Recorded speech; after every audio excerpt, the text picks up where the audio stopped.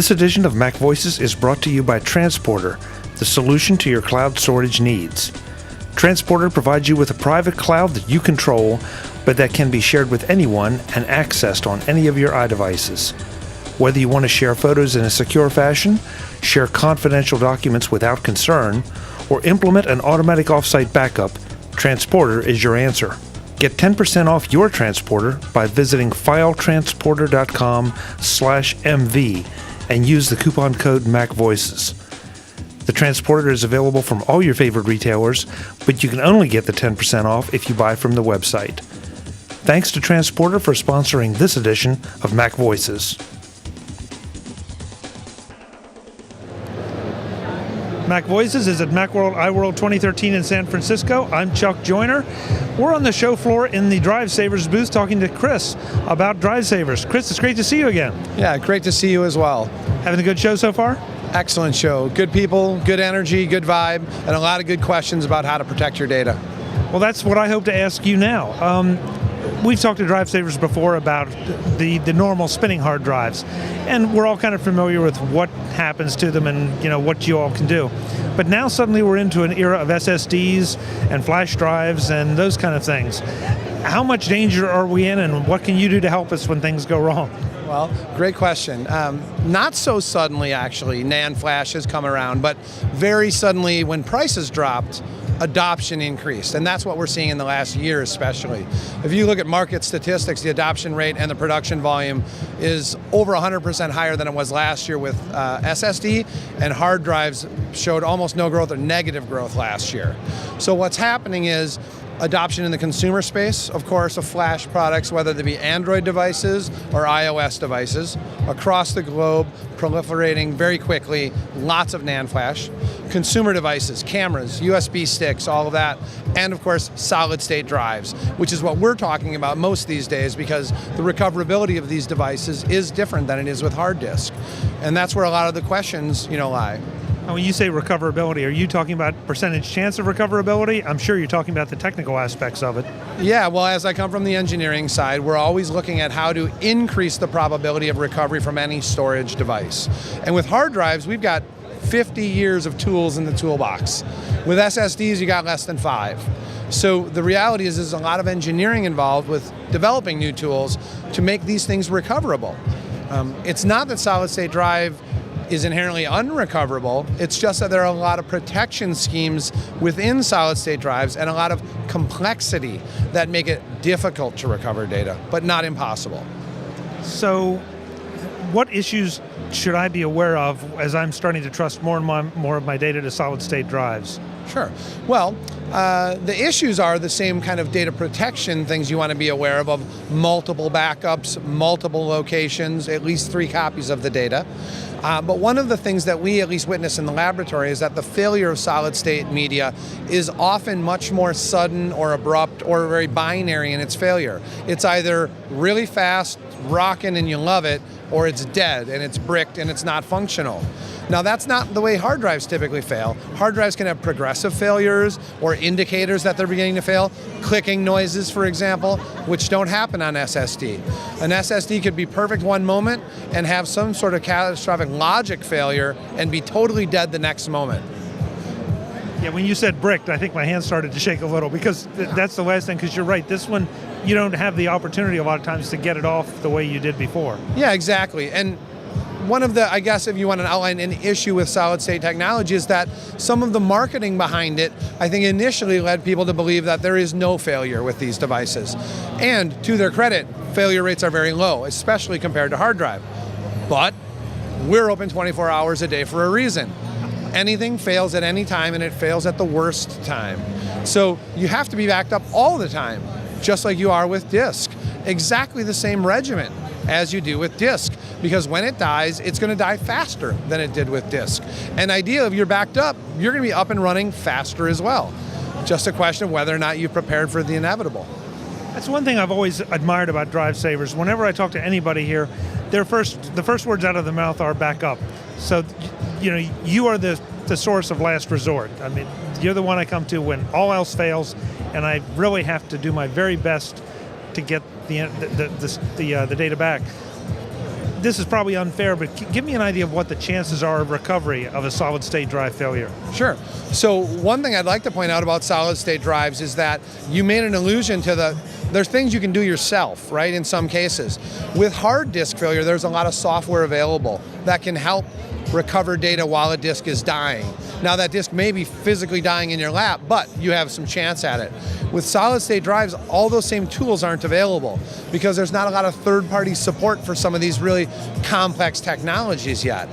So the consumer toolbox is also limited, unfortunately, in that regard. But if failure does occur with one of these devices, you really don't want to continue messing with it because you can aggravate a failure. And by aggravating, we mean actually making it worse than it was when it first happened.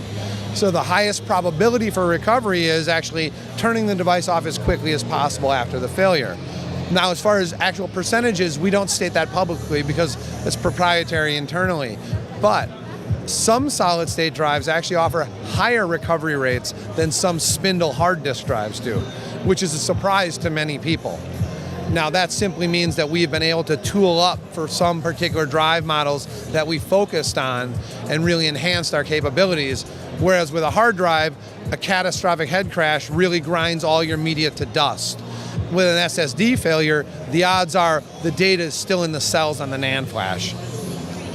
So I have to ask, at the risk of interrogating you, you say some drives have better recoverability probabilities than others.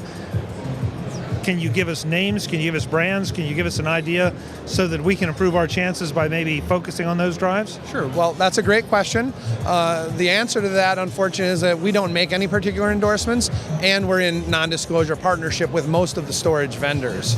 I've been asked this question many times today and many times over the years. And my answer is always, you've got to hedge your bets. You really do. You've got to make sure that you don't have all your eggs in one basket, because a big basket makes a big omelet, right? So if you have one particular vendor that you've chosen for one method of your backup, then you should choose a different vendor and a different method for your other backup. If one is direct attached storage, maybe the other is a redundant NAS with 4 drives in it running RAID 5. Mix your vendors, mix your storage. All vendors will have failures at some point. You really need to hedge your bets, get 3 copies of the data in 3 separate places, and when heaven forbid one of those goes down or 2 of them go down, you will be very happy you have that 3rd copy. Absolutely. Give us an update on the recoverability percentages or issues with iPhones, flash drives, Sure, digital camera cards. It's phones and tablets. It's Android and iOS. You know, BlackBerry is gasping for air with their announcement yesterday. We're not seeing Windows phones come in for recovery. We see some other unique stuff, but it's iOS and it's Android. And the reality is that Apple does a very good job of protecting data on an iOS device. In that, I mean, there's encryption in those devices the user isn't even aware of.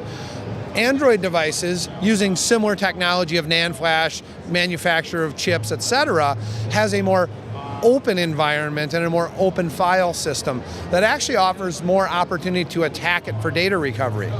But demand is clearly up with recovery as deployment and adoption is out in the field. So as more phones are sold, as more tablets with cameras are sold, people want photos, they want videos, they want contacts, and they want notes. What's changing is in the forensic space. We also provide e-discovery and forensic support, which is data recovery for evidence. That is where you're seeing phones end up, because a smartphone is your best friend or your worst enemy, depending on your line of work, and it has a history of everything you do. So when there's a court case involved, they are seizing the phones and doing analysis from a forensic perspective on those devices specifically, because they are a wealth of information. And in some cases, someone, for example, recently didn't want us to get access to their phone, so they smashed it, and then they threw it in a lake. And then the other party acquired the phone, and it came to us, and we produced the evidence. So that's why we're doing data recovery on these things. It's pictures of your child being born. It's a court case that's going to be defended. It's a wealth of data on a smart device these days. I'm glad you brought that up, because I did see a notice somewhere here that you are HIPAA compliant as well. So for medical facilities or people that deal with sensitive information, you can handle that and you don't cause any problems with those laws. Yeah, that's a big deal. In fact, one of the issues in the field was many people were not recognizing that they were under compliance and were errantly sending PHI, personal health information, around. And we put the 42 security checks in place so that we could provide them that compliance or protect them when we are a custodian of their data. So there's chain of custody involved, there's lots of security protocols involved, so that when we produce data, we then must back it up onto encrypted media before it's transferred back to the site where that healthcare data must live. And that's true for other compliance platforms as well, whether it's SOX or any other U.S. Federal Data Compliance Act. You got to keep your data these days. You don't have the luxury of losing it any longer, and we're very happy to provide those services. You all do a great job. For people that want to learn more or maybe engage your services, the website?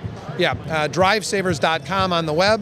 Our 800 number for the Americas is 800-440-1904. And international toll-free numbers on our website as well for customers all over the world who need help. And you're open 24 hours? Absolutely, just like 911, just like the emergency room. The difference is we just answer the phone faster. I hope I never have to call you, Chris. Understood. It's good to see you. Thanks for the time. Thank you very much. Pleasure. Folks, we'll have more from Macworld iWorld 2013 in San Francisco. I'm Chuck Joyner. Thanks for watching.